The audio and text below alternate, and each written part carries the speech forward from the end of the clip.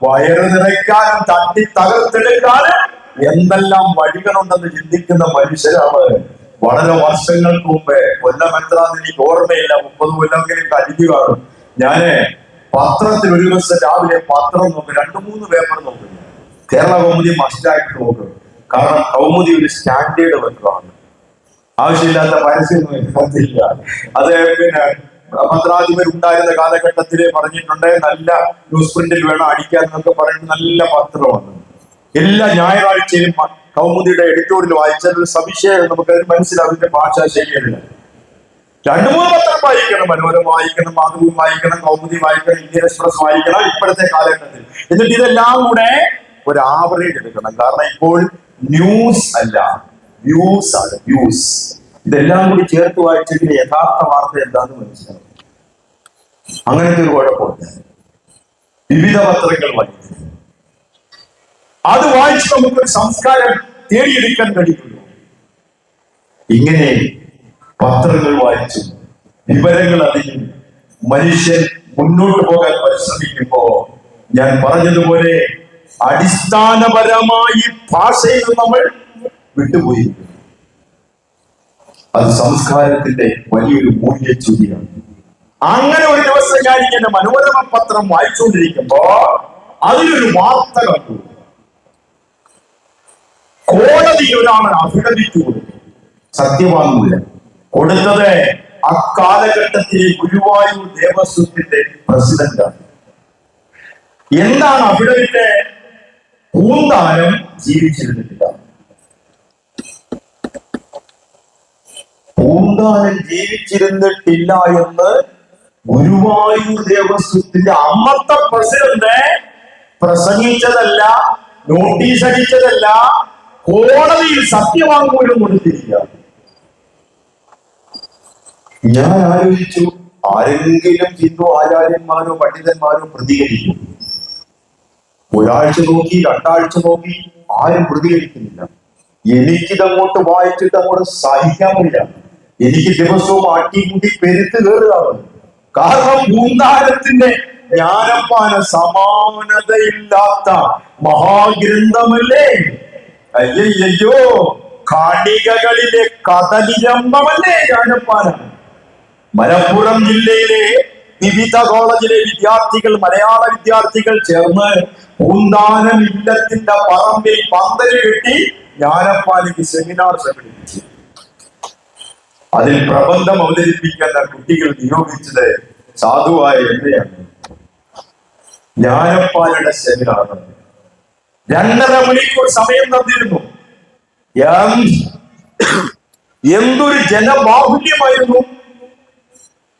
2.5 മണിക്കൂർ പറഞ്ഞു കഴിഞ്ഞപ്പോ എവിടെയും എത്തിയില്ല. ഞാൻ ചോദിച്ചു, നിർത്തട്ടെ? ന്യൂ ജനറേഷൻ എന്നല്ല, ന്യൂ ജൻ എന്നല്ലേ പറയുന്നത്. ന്യൂ ജൻ എല്ലാം കൂടി ക്രൈഡ് എന്ന് പറയുന്നതായിരിക്കും ശരി. ഒച്ചത്തിൽ അവർ പറഞ്ഞു, നിർത്തരുത്, തുടരണം, തുടരണം. അവസാനം 3.5 മണിക്കൂർ പറഞ്ഞു കഴിഞ്ഞാൽ പിന്നെ ഞാനങ്ങ് കുഴഞ്ഞു. അതുകൊണ്ട് ഞാൻ സ്വയം നിർത്തിയതാണ്. അവസാനിപ്പിക്കാൻ കഴിയും. ഇതിന്റെ ആശയങ്ങൾ പറഞ്ഞെടുക്കാൻ പറ്റുമോ? കൂടിയല്ല ജനിക്കുന്ന നേരത്തും കൂടിയല്ല മരിക്കുന്ന നേരത്തും മധ്യേ ഇങ്ങനെ കാണുന്ന നേരത്തും മത്സരിക്കുന്നതെന്തിനോ നമ്മളുത അച്ഛനും പുനരമ്മയ്ക്കും ഭാര്യയ്ക്കും ഉണ്ണാൻ പോലും കൊടുക്കുന്നില്ല ചിലർ.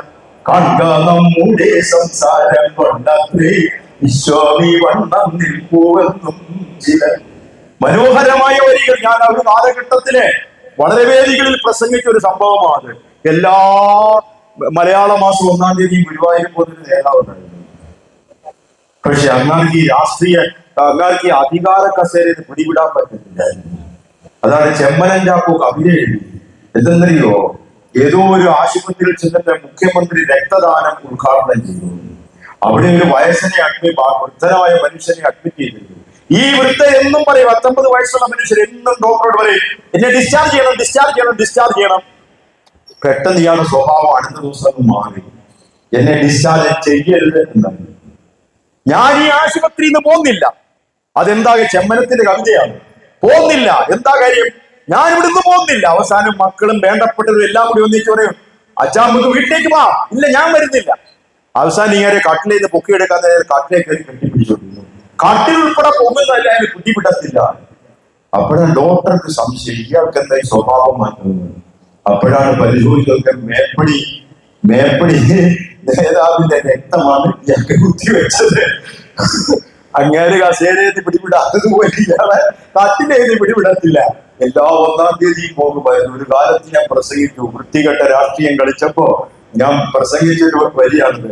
എല്ലാ 1-ാം തീയതിയും അവിടെ ചെന്ന് കൃഷ്ണ കൃഷ്ണ മുകുന്ദ ജനാർദ്ദന കൃഷ്ണ ഗോവിന്ദ നാരായണ എന്ന് പറയുമ്പോ സ്ഥാനമാനങ്ങൾ ചൊല്ലിക്കലഹിച്ചു നാണം കെട്ടു നടക്കുന്നിരുചിരൻ. ഇതുകൂടെ പാടേണ്ടതല്ലേ എന്ന് ഞാൻ പേരിൽ പ്രസംഗിക്കുന്നു. എത്ര വലിയ മനോഹരമായ കാവ്യം ഇത്! പഠിപ്പിച്ച ജ്ഞാനപ്പാന രചിച്ചത് ഗുരുവായൂർ അമ്പലത്തിൽ വെച്ച് തന്നെയാണ്. ആ ക്ഷേത്രത്തിന്റെ പിൽക്കാല പ്രസിഡന്റ് കോടതിയിൽ സത്യവാങ്മൂലം കൊടുത്തിരിക്കുന്നു, പൂന്താനം ജീവിച്ചിരുന്നിട്ടില്ല.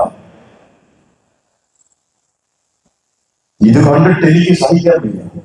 എനിക്ക് ദേവസ്വം പ്രസിഡന്റ് പരിചയമില്ല. ഞാൻ എന്ത് ചെയ്യുന്നറിയുമ്പോ ഇയാൾക്ക് ഒരു കത്തെഴുതാൻ തീരുമാനിച്ചു. പഴയ കാലമാണ്, 10-30 കൊല്ലം കഴിഞ്ഞിട്ടുണ്ട്. കത്തെഴുതാൻ തീരുമാനിച്ചു.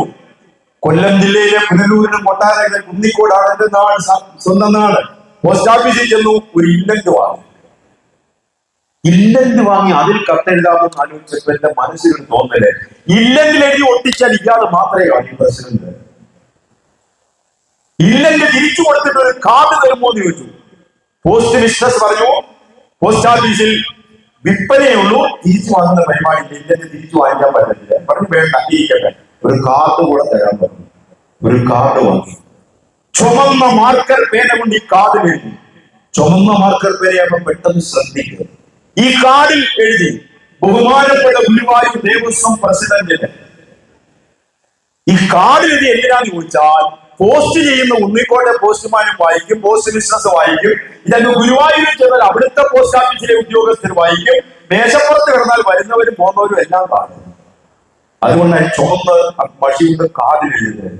ഇത്രേ എഴുതിയുള്ളൂ, ബഹുമാനപ്പെട്ട ഗുരുവായൂർ ദേവസ്വം പ്രസിഡന്റ്, ഇത്രാം തീയതിയിലെ മനോരമ പത്രത്തിൽ ഇന്ന കോടതിയിൽ താങ്കൾ പൂന്താനം ജീവിച്ചിരുന്നിട്ടില്ല എന്ന് അഫിഡവിറ്റ് കൊടുത്താൽ ഞാൻ വായിച്ചു. അപ്പോൾ ഈ ജ്ഞാനപ്പാൽ എഴുതിയത് താങ്കളുടെ അച്ഛനാണ്.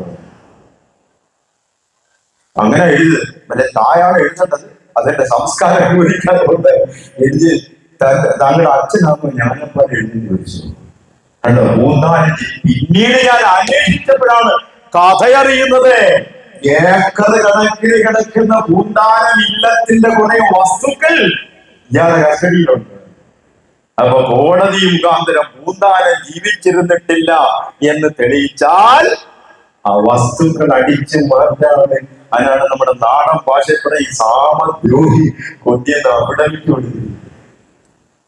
ഇത് ഇതങ്ങോട്ട് പറഞ്ഞത് മാത്രം, ഇത് എഴുതിയത് മാത്രമല്ല, ഇത് ഏതൊക്കെ വേദിയിൽ ഞാൻ ഇതുപോലെ പ്രസംഗിച്ചു. കാഞ്ഞിരപ്പള്ളി ഒരു വേദിയില് ഞാൻ പ്രസംഗിക്കുമ്പോഴത്തേക്ക് നമ്മുടെ BJPയുടെ വക്താവായിട്ട് അഡ്വക്കേറ്റ് ജയസൂര്യ അദ്ദേഹം ഇതിന്റെ വീഡിയോ റെക്കോർഡ് ചെയ്ത് അത് ക്ലിപ്പിംഗ് എടുത്തിട്ട് കയറ്റി വിട്ടുകൊടുത്തു.